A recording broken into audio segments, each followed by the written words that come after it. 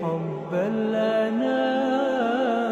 মুহররম মাস আরম্ভ হয়ে গেছে, আমরা এখন মুহররম মাসের মধ্যে আছি। মুহররম মাসে নারীদের স্পেশাল কোনো আমল আছে কিনা জানলে উপকৃত হতাম। মুহররম মাসে পুরুষদের জন্য যে আমলগুলো আছে আমাদের মা বোনদের জন্য একই আমল আছে, মা বোনদের জন্য আলাদা কোনো আমল নাই। মুহররম মাসের সবচেয়ে গুরুত্বপূর্ণ আমল হলো বেশি বেশি রোজা রাখা। বেশি বেশি কি রাখা? রোজা রাখা।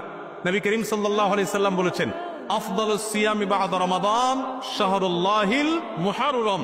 আল্লাহর কাছে রমজানের পরে নফল রোজার জন্য সবচেয়ে আদর্শ এবং শ্রেষ্ঠ মাস হলো মুহররম মাস। এজন্য ভাই মুহররম মাসে বেশি বেশি নফল রোজা রাখার চেষ্টা করতে হবে। বেশি বেশি তো দূরের কথা, অনেকে একটাও রাখতে পারেন না, অন্তত 2-4টা হলেও রাখার চেষ্টা করবো ইনশাআল্লাহ।